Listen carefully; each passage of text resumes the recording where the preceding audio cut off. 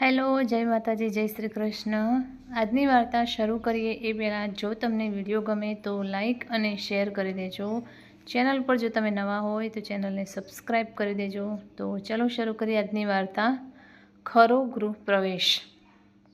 હજુ બારણું ખોલીને અંદર આવું તે પહેલાં તો બાનો તીખો છતાંય દબાયેલો અવાજ સંભળાયો। ક્યાં સુધી આમ રાહ જોઈ બેસી રહેવાનું? તારી પાછળ લગ્ન થયેલા પણ બબ્બે છોકરાના બાપ બની ગયા। આ શબ્દો સાંભળતા હૃદય એક થડકારું થઈ ચૂકી ગયું। પણ ત્યાં જ શરદનો અવાજ કાને પડ્યો, બા બસ કરો, સ્મિતા મારી પત્ની અને તમારી વહુ છે। ત્યાં તો બા બોલ્યા, તો શું થયું? આજે 11 વર્ષ થયા। તેનો સારો દિવસ જોવા મેં શું નથી કર્યું? દવા દારૂ, ભૂવા જાગરિયા। તું જ કે આ એક ઈચ્છા છે તે શું ખોટી છે? મારો તું એકનો એક દીકરો છે। 10 વર્ષનો હતો અને તારા પિતાજી આપણને છોડીને સ્વર્ગમાં જઈ ભરાયા। મેં કેટલી મુશ્કેલીઓ વચ્ચે તને મોટો કર્યો તે તું જાણે છે। શું આજે તારા તરફથી આટલી અપેક્ષા રાખવી ગેર વ્યાજબી છે? શરદના ચહેરા પર તરવરતી વેદના મારાથી સહન ના થઈ શકી। જાણે કંઈ નથી સાંભળ્યું તેવો દોડ કરી હું ઘરમાં પ્રવેશી। હજુ યાદ છે મારો પહેલો ગૃહ પ્રવેશ। કેટલા સપના ઉમંગો ભરી હું સાસરે આવી હતી। 3 જણાનું નાનું કુટુંબ, મા કરતાં પણ સવાઈ સાસુ હતી। અતિ પ્રેમાળ પતિનો ડગલે અને પગલે સાથ હતો। કેટલો બધો ફેર લાગ્યો આજના ગૃહ પ્રવેશમાં। એક નિરાશ સાસુ હતી, એક દુઃખી પતિ હતો અને નિસહાય હું સમજતી હતી કે બાની ઈચ્છા માગણી યોગ્ય હતી, પણ બા કેમ સમજતા નહોતા કે આ વાત ક્યાં મારા હાથમાં હતી? ઈચ્છાને ચરમસીમા હોત તો માગેલું બધું જો મળતું હોત તો? છતાંય આજે હું અસહાય બની રહી। શરદ મારા મનની વાત સમજી ગયા હતા। તે મારી પાછળ રૂમમાં આવ્યા। હું બેડના એક કિનારે બેસી મારી ઉદાસીનતાને જાતે જ પીવાનો ટ્રાય કરતી રહી અને શરદ લાચાર બની રહ્યા। છેવટે તેમણે જ મૌન તોડ્યું। સ્મિતા, ચાલ હવે ક્યાં સુધી આમ દુઃખી રહીશ? લાવ આજે હું તારા માટે ગરમ મસાલાવાળી ચાય બનાવી લાવું, પછી હંમેશની માફક તું, હું અને બા સાથે બેસી ચાય પીએ। મેં પરાણે હસતા કહ્યું, લાવો હું જ બનાવી લાવું છું, કહી અમે સાથે અમારા બેડરૂમમાંથી બહાર નીકળ્યા। ત્યાં તો હું આભી બની ગઈ, જાણે કશું જ બન્યું ના હોય તેમ। બા હાથમાં ચાની ટ્રે લઈ ઊભા હતા। ચાલો સ્મિતા, કેટલી વાર? આ ચા પણ ઠંડી થઈ ગઈ।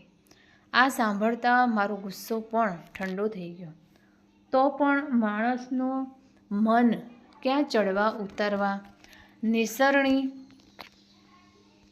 માગે છે? વિચારો અવિરત દોડતા રહે છે, ક્યારેક હાંફે છે તો સહેજ અટકે છે, પછી તેની વધઘટ થતી ગતિથી ચાલે રાખે। આ તો ભાર ચોમાસું હતું, બસ વાદળા વિખરાઈ થોડા વિખરાયા હતા, પણ હવે નક્કી કર્યું કે આ વાતનો નિવેડો હું લાવીને રહીશ। એક રાત્રે પ્રણય ગોષ્ઠીમાં મશગુલ શરદનો હાથમાં લઈ હું બંને તેટલી સરળતા અવાજમાં લાવી કહેવા લાગી, શું હું તમને વહાલી છું? તે કહે, બહુ જ, મારા જાન કરતાં પણ વધુ। બસ હું તરત બોલી, તો મારું કયું માનશો? તમે બીજા લગ્ન કરી લો, હું પણ તમારું સંતાન ઈચ્છું છું।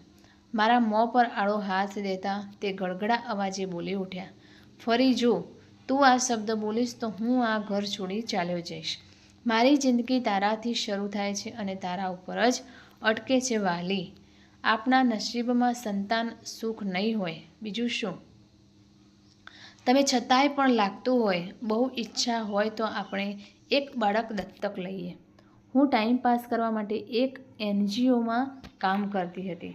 ત્યાં અનાથ બાળકો સાથે મારું દુઃખ ઓછું કરતી અને તે સંસ્થામાં નાની મોટી હેલ્પ કરતી. આથી મેં તરત જવાબ આપ્યો, તમે તો જાણો છો હું આ બાબતે પહેલેથી જ તૈયાર છું, પણ બા માટે ક્યારેય તૈયાર નહીં થાય. હું બાના મનને દુઃખ થાય તેવું કશુંક કરવા નથી માગતી. બસ આમ જ થોડા દિવસ નીકળી ગયા. એક દિવસે મારી એક જૂની સખી તેની દીકરી સાથે મને મળવા આવી. સુંદર મજાની 6 વર્ષની ઢીંગલી જેવી નાજુક અને પરાણે વહાલી લાગે તેવી દીકરી. તેને જોતાં જ બાળક માટેની મારી લાલસા તીવ્ર બની અને અનાયાસે આંખોમાં ઝળઝળિયા ભરાઈ આવ્યા. મારું આ દુઃખ મારી સખીથી અજાણ્યું ના હતું. તેને મને સરોગેસી મધર વિશે જણાવ્યું. એવું ના હતું કે હું આ બાબતે અજાણ હતી, પણ ક્યારેય હું આ તરફ વિચાર્યું ના હતું. પણ તેને મને જણાવ્યું કે તેના સગામાં કોઈ આ રીતે બાળક મેળવી બહુ ખુશ છે. અને તે સાંજે મેં બા અને શરદ સાથે આ બાબતે વાત કરી. શરદ તો આની માટે તૈયાર હતા અને બાને સમજાવ્યું કે બા તેનામાં અમારો જ અંશ હશે. છેવટે બા પણ માની ગયા. હવે અઘરું કામ હતું સારા સંસ્કારવાળી એક સ્ત્રી શોધવાનું, જે પોતાની કૂખ અમને ઉધાર આપવા તૈયાર થાય. આ કામ બા અમારી મદદે આવ્યા. બાના પિયર ગામમાં તેમના કુટુંબમાં જરા પૈસે ટકે ઘસાતું એક ઘર હતું. તેમની એક નાની ઉંમરે વિધવા થયેલ દીકરી હતી. તેમને રૂપિયા પૈસાની ખેંચ હતી, તો બા તેમને હેલ્પ કરવા કહ્યું અને બદલામાં માં અમારી માટે તેને સરોગેસી માટે તૈયાર કરી. રાધા 24 વર્ષની મજબૂત અને ગાઢીલી હતી. સ્વભાવે પણ મીઠી હતી. બા તેને શહેરમાં અમારી સાથે લઈ આવ્યા. સારો દિવસ જોઈ અમે તેને લઈ ડૉક્ટર મહેતાની ક્લિનિક પર ગયા. ડૉક્ટર મહેતા શહેરના જાણીતા ગાયનેક હતા. તેમની સલાહ અને સારવાર હેઠળ આ અજુગતી લાગતી પ્રક્રિયા અને સફળતાપૂર્વક પૂરી કરી. હવે મારું અને શરદનું બીજ રાધાના ઉદરમાં પાંગરવા લાગ્યું.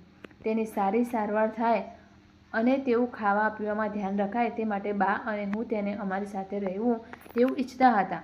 અને બા કહેતા, સારા સંસ્કાર ગર્ભથી જ અપાય છે. શરદને આ વાત મંજૂર ના હતી. તે કહેતા, અત્યારથી અહીં તેને અહીં રાખવાની ક્યાં જરૂર છે? પણ અમારી આગળ તેમનું કંઈ ના ચાલ્યું. છેવટે રાધાને અમારા ઘરમાં ગેસ્ટ રૂમમાં રાખવામાં આવી. આમ પણ બાના પિયર ગામની હતી, તો બા સાથે તેને ખૂબ ફાવી ગયું હતું. મારી સાથે પણ સારું બનતું. હા, શરદ થોડા ખેંચાયેલા રહેતા. આમ કરતાં રાધાને 5 મહિના પૂરા થયા. એક દિવસે અચાનક બાથરૂમમાં તેનો પગ લપસ્યો. ઓ માં! બધાયના હોશ કોશ ઉડી ગયા. શરદ તો ઓફિસમાં હતા. હું અને બા તેને ટેક્સી કરી ડૉક્ટર મહેતાની ક્લિનિક ઉપર લઈ ગયા. નસીબ સારું કે હંમેશા બિઝી રહેતા ડૉક્ટરને તે વખતે હાજર હતા અને રાધાને તરત સારવાર મળી ગઈ. છતાં તેને થોડું બ્લીડિંગ થતાં સોનોગ્રાફી માટે મોકલી. આ બધું કરતાં મેં શરદને ફોન કર્યો. તે પણ દોડી આવ્યા. પહેલી વાર મેં તેમને આટલા વિહળ થતાં જોયા હતા. તે અચાનક રાધાના બેડ પાસે દોડી ગયા. તેના માથે હાથ ફેરવા લાગ્યા. હું સમજી ના શકી કે આ લાગણી મને ગમી કે ના ગમી. પણ અત્યારે આ બધાનો ક્યાં ટાઈમ હતો?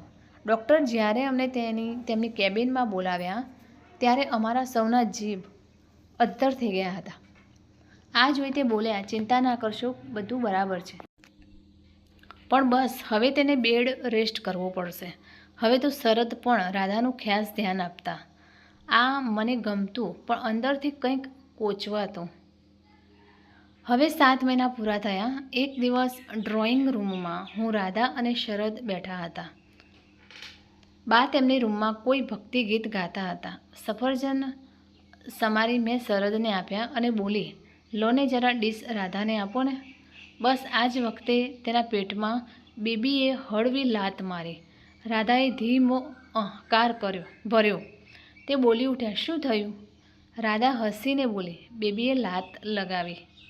શરદ કંઈ પણ વિચાર્યા વગર તેના પેટ ઉપર હાથ મૂકીને ત્યાં જ બેસી ગયા. હું તો આ કેટલીય વાર આ મહેસૂસ કરી ચૂકી હતી.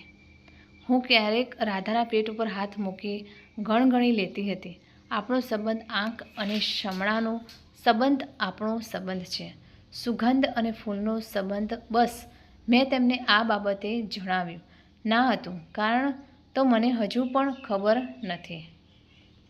કદાચ મને એક અસલામતીનો ડર હતો, પણ આજે શરદને ખુશ જોઈ મને આનંદ થયો. હવે તો શરદ રોજ રાધાના પેટ ઉપર હાથ મૂકતા અને બેબી સાથે વાતો કરતા. મને સાથે રાખીને જ આમ કરતા. હું જોતી હતી કે તેમનું મન બહુ સાફ હતું, પણ બેબીના કારણે તે એક રીતે રાધા સાથે જોડાતા હતા. બસ આમ જ 9 મહિના પૂરા થયા અને પૂરા ટાઈમે તેને પ્રસવ વેદના ઉપડી. તુરંત તેને લઈ હોસ્પિટલ પહોંચી ગયા. તેની કોમ્પ્લિકેશનની હોસ્પિટલમાં બધાને જાણ હતી, તેથી તરત રાધાને લેબર રૂમમાં લઈ જવાઈ. બહુ સમય વીતી ગયો. અહીં બહાર અમારા જીવ અદ્ધર હતા. બા તો હાથમાં માળા લઈ ભગવાનનું નામ જપ્યા કરતા હતા. આખરે ડૉક્ટર બહાર આવ્યા. જુઓ શરદ અને સ્મિતા, પહેલાં તમને હું એક ગુડ ન્યૂઝ આપું. તમારે બંનેની જિંદગીના એક મજાની દીકરીનું અવતરણ થયું છે, પણ ડિલિવરીમાં કોમ્પ્લિકેશન હોવાના કારણે બેબીના લંગ્સ બહુ નાજુક છે ને તેને થોડો લાંબો વખત માના દૂધની જરૂર રહેશે. અમે હકારમાં ડોકું હલાવી ત્વરાથી રાધા અને બેબી જ્યાં હતા ત્યાં પહોંચી ગયા. બહુ સુંદર રૂપાળી દીકરીને જોઈ અમે બધું જ ભૂલી ગયા. મારી આંખોમાંથી તો શ્રાવણ ભાદરવો વહી નીકળ્યો. મારું પોતાનું બાળક ભલે ને મારી કુંખેથી જન્મ્યું નથી, પણ મને મા કહી હવે સંપૂર્ણ સ્ત્રી બનાવી દેશે. 4 દિવસ હોસ્પિટલમાં રાખીને રાધા અને અમારી નવજાત ઢીંગલીને અમારા હોમ સ્વીટ હોમ લઈ આવ્યા. મેં ફૂલોથી આખા ઘરને મહેકાવ્યું હતું. બા કોઈની નજર અમારી ખુશીઓને ના લાગે કરીને ઘરની બહાર લીંબુ મરચાં લટકાવી આવ્યા. ઘરમાં ચારે તરફ ખુશી હતી. મેં બેબીને વહાલમાં ગુડિયા કહેવાનું નક્કી કર્યું. ગુડિયાની વસ્તુ 2 જગ્યા પર ગોઠવી, મારી રૂમમાં અને બીજી રાધાની પાસે. આમ તો હું તેને વધુ હોંફમાં રાખતી, પણ તે બહુ નાજુક હતી, માટે માના દૂધની વધુ જરૂર હતી, તો રાધાને વારે વારે સોંપવી પડતી. આમ કરતાં 15 દિવસ નીકળી ગયા. એક દિવસ રાધા તેને પોતાનું દૂધ પીવરાવી રહી હતી. બસ આમ જ મેં જરા બારીનો પડદો હટાવી નજર કરી તો રાધા ગુડિયાને ચુંબનથી નવરાવી રહી હતી. તેની આંખોમાં આંસુ હતા. હું સમજી ગઈ તેની માનોદશા. મેં તરત વિચાર્યું કે હવે જો તે અહીં વધુ રહેશે તો અમારા બધાની માટે તકલીફભર્યુંથી થઈ જશે. સાંજે જમતી વખતે મેં હવે રાધાને તેના ઘરે પાછા જવાની વાત મૂકી. બધાએ મૂક સંમતિ આપી. જ્યારે રાધાએ આ વાત સાંભળી તેની આંખો છલકાઈ ગઈ, પણ તે કંઈ કહેવાની સ્થિતિમાં ક્યાં હતી. હું મા ના હોવા છતાંય મા હતી. તેનું દુઃખ સમજી શકતી હતી, પણ મારે આમ કર્યા વિના છૂટકો જ ક્યાં હતો. છેવટે તેને જવાનો દિવસ આવી પહોંચ્યો. આંખોમાં આંસુ સાથે તેને વિદાય કરી. જતી વેળા રાધા ગુડિયાને ગળે લગાવી બહુ રડેલી. હું જાણે પથ્થરની હોઉં તેમ સ્થિર રહી. ધીરેથી મેં તેને મારા હાથમાં લઈ લીધી અને અંદર ચાલી ગઈ. પણ તે દિવસે ગુડિયા ભૂખી રહી, બહુ રડી. અમે તેને બહારના દૂધની ટેવ રાખેલી, છતાંય આજે તેને કંઈ જ ના લીધું. જેમ તેમ 2 દિવસ નીકળી ગયા. તેની હાલત વધુ ખરાબ થતી ગઈ. છેવટે ડૉક્ટરની સલાહ મુજબ અમારે રાધાને પાછી બોલાવવી પડી.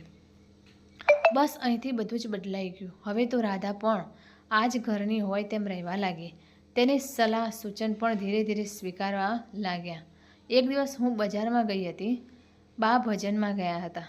હું જ્યારે ઘરે પાછી આવી અને જોઉં છું તો રાધા અને શરદ સાવ પાસે બેસી અને ગુડિયાને 2 ખોળાને એક કરી સુવાડીને રમાડતા હતા અને આમ કરતાં વચમાં એકબીજાને સ્નેહભરી નજરોથી જોઈ લેતા.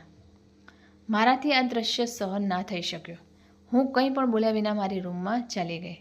પાછળ શરદ પણ આવી પહોંચ્યા અને બોલ્યા, સ્મિતા, એવું કંઈ નથી જે તું સમજી છે. મેં જવાબ પાડ્યો, બસ હવે બહુ થયું. મને મારું ઘર પાછું આપો. તે બોલ્યા, તું તો જાણે છે આપની દીકરી માટે આપણને તેની જરૂર છે અને તે ક્યાં તને નડે છે, ભલે ને અહીં રહેતી. હું ગુસ્સાભરી નજરે તમેને જોઈ રહી. હું ઝડપ ભરી ચાલે રાધાના રૂમમાં પહોંચી અને તરત બોલી, રાધા, હવે ગુડિયા 3 મહિનાની થઈ ગઈ છે. જેને હું સંભાળી શકીશ. તું કાલે જવાની તૈયારી કરી લેજે. મારી અપેક્ષા બહાર તે દબાયેલા અવાજે બોલી, દીદી હવે હું ત્યાં જઈને શું કરીશ? ગામમાં બધાને આ વાતને જાણ થઈ ગઈ છે કે હું 1 વર્ષથી અહીં આપ લોકો સાથે રહું છું. હવે આ ઘર પણ મને મારું લાગે છે અને ખાસ તો હવે ગુડિયા વિના રહેવું મારી માટે શક્ય નથી. આમ પણ મારી પાસે બીજો કયો સહારો છે? હું તો સજ્જડ થઈ ગઈ. સહેજ ડોકું ફેરવ્યું તો શરદને ચૂપચાપ ત્યાંથી ચાલી જતા જોયા. હું મારી રૂમમાં આવી ધ્રુસકે ધ્રુસકે રડી પડી. શરદ મારી પીઠ પંપાળતા રહ્યા. તેમના ચહેરા ઉપરની નરી લાચારી ટપકતી હતી, જેનાથી હું વધુને વધુ ભીંજાતી રહી. મેં આ બધી વાત જ્યારે બાને કહી તો તે બોલ્યા, હું આ બધું જાણું છું, પણ હવે રાધા કહે છે જો તે આ ઘરમાંથી જશે તો ગુડિયા પણ લેતી જશે. હવે તું જ કહે સ્મિતા, હું શું કરું? હવે તમે નક્કી કરો શું કરવું. તે બાદ હું તો એટલું જાણું કે મને મારો વંશ આ ઘરમાં જોઈએ. બસ. મારે તો માથે આભ તૂટી પડ્યું. આ કરતાં શરદ બીજા લગ્ન કરી લીધા હોત તો વધુ સારું રહેત, ઓછું દુઃખ થાત.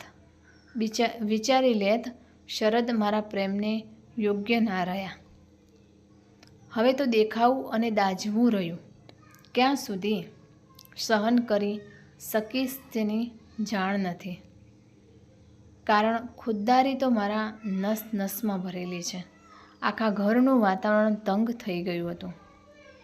હવે તો રાધા પણ ગુડિયાને કોઈને કોઈ બહાને વધુ તેની પાસે રાખતી અને હું પણ ઘરની બહાર વધુ રહેતી. ધીમે ધીમે હું માનસિક રીતે શરદથી દૂર થતી ચાલી. હું અને મારું NGO, જ્યાં કેટલાય અનાથ બાળકો મારા આવવાની આતુરતાથી રાહ જોતા. હું તેમને ગુજરાતી, હિન્દી શીખવતી હતી. હવે વધુ સમય ત્યાં જ રહેતી તો તેમની સાથે મને પણ લગાવ વધતો ચાલ્યો. એક દિવસ મારે NGO જવામાં મોડું થતું હતું, કારણ હું બધું જ સમય ઉપર કરવાની આગ્રહી હતી. આ ટેવ મને શરદે જ પાડી હતી. રાધાને તે દિવસ થોડું તાવ જેવું હતું. બાને તો તે અને તેમના બાળકૃષ્ણ. બસ. શરદ મને આવીને કહેવા લાગ્યા, આજે થોડી મોડી જા અને ગુડિયા તો રાધા સંભાળશે, પણ તું ઘરના કામ પતાવીને જજે. બસ મારો પિત્તો ગયો. શું હું હવે ઘર માટે એક કામવાળી બની રહી ગઈ છું? થોડી બોલાચાલી થઈ ગઈ. ગુસ્સામાં મેં કહી દીધું, આમ પણ મારી ક્યાં કોઈને પડી છે અહીં? હું હવે અહીં રહેવા નથી માંગતી. એક માં ના બની શકી તો કંઈ નહીં, પણ એક સ્ત્રીનું અસ્તિત્વ હું નહીં ભૂસાવા દઉં. મારી સંસ્થામાં ઘણા બાળકો છે જેમને મારી મમતાની હૂંફની જરૂર છે. તે પણ ગુસ્સે થયા હતા. મને કહે, હા તારી મરજી પ્રમાણે કર. આમ પણ હું મારું ક્યાં અહીં કશું ચાલે જ છે. બસ હું તો એક જ વસ્તુ જાણું કે મારે તો મારી દીકરી જોઈએ છે. કેમ ભૂલે છે? તેમાં તારો પણ અંશ છે. મેં જવાબ વાળ્યો, જો મારો અંશ હોય તો મને આપો. મારે હપ્તામાં પ્રેમ નથી જોઈતો. અને હું ગુસ્સામાં બેગ ભરી ચાલી નીકળી સંસ્થામાં, ત્યાં જ રહી મદદ કરવા. બાએ મને રોકવાની બહુ કોશિશ કરી, પણ ગુસ્સો મને સારું નરસું ક્યાં વિચારવા દે. શરદ રોજ ફોન કરતા, મળવા આવતા, મને ઘરે આવી જવા સમજાવતા, પણ હું તેમની વાત સાંભળવા તૈયાર ના હતી. મારી તો એક જ જીદ હતી, હવે હું તો જ આવું કે રાધા બહાર જાય. થોડા દિવસ તો ગુસ્સામાં નીકળી ગયા. પછી તો મને પણ ઘર યાદ આવતું હતું. મારું ઘર મારું અસ્તિત્વ હતું, પણ મારું સ્વમાન મને રોકી રાખતું. શરદ 4-5 દિવસ થયા તો પણ દેખાયા નહીં અને ફોન પણ ના આવ્યો. હવે મને ચિંતા થવા લાગી કે શું મને ભૂલી ગયા કે કંઈ બીજું કારણ હશે. પણ પૂછું તો કોને પૂછું? છેવટે અમારા જૂના પડોશી મીતાભાભીને મેં ફોન કર્યો ત્યારે તેમને જણાવ્યું, શરદભાઈ તો બહુ બીમાર છે સ્મિતા, સાવ નખાઈ ગયા છે. બસ મારું સ્વમાન અહમ બધું જ પલભરમાં ભૂક્કો થઈ ગયો. હું અમારી સંસ્થાના મોટા બહેનને ઘરે જાઉં છું કહી ચાલી નીકળી. હજુ ઘરમાં પ્રવેશ કરું ત્યાં તો બાનો દુઃખી અવાજ સંભળાયો, શરદ દીકરા 4 દિવસ થયા તે કંઈ જ ખાધું નથી, આમ કેમ ચાલે? શું આમ ભૂખ્યા રહેવાથી સ્મિતા પાછી આવી જવાની છે? અને તેમણે બહુ ધીમા દર્દીલા અવાજે કહ્યું, બા, સ્મિતા વગર મારી જિંદગીમાં કોઈ સ્મિત નથી. હું ખાઉં કે ના ખાઉં હવે કોઈ સુખ નથી. હું આનાથી વધુ કંઈ જ સાંભળી ના શકી. મેં ગૃહ પ્રવેશ કરતાની સાથે જ બાના હાથમાંથી સૂપનો બાઉલ લઈ લીધો અને શરદના બેડના એક કિનારે બેસી તેમને સૂપ પીવડાવવા માંડ્યો. તે પણ એક નાના બાળકની જેમ ચૂપચાપ બધું પી રહ્યા હતા અને અમારા બધાની આંખોમાંથી આંસુ વહી રહ્યા હતા. કોઈ કંઈ પણ વિચારે તે પહેલાં રાધા મારા પગ પાસે આવીને બેસી ગઈ અને કહેવા લાગી, દીદી, તમારી સંસ્થામાં મારે લાયક કોઈ કામ હોય તો પ્લીઝ અપાવો ને. મને એક ગુડિયા નથી જોઈતી, મને વધારે ગુડિયાની લાલચ જાગી છે. આ ઘરમાંનો તમારો બેડરૂમ મારો નથી થયો, પણ સંસ્થા તો તમારો રૂમ મને જોઈએ છે. કરશો મારી માટે ખાલી ને તેને? મારો એક હાથ તેના માથા ઉપર ફરી રહ્યો હતો અને બીજો હાથ મારી ગુડિયાના હાથમાં હતો. તો મિત્રો, આ કહાની તમને કેવી લાગી તે કોમેન્ટ કરીને જરૂર જણાવશો. અને વિડીયો પસંદ આવ્યો હોય તો લાઈક અને શેર કરજો તથા ચેનલ ઉપર જો તમે નવા હોય તો ચેનલને સબસ્ક્રાઈબ કરી દેજો. ફરીથી મળીશું આવા જ એક નવા વિડીયો સાથે ને નવી વાર્તા સાથે. ત્યાં સુધી નમસ્તે, જય માતાજી, જય શ્રી કૃષ્ણ, હર હર મહાદેવ. Thanks for watching.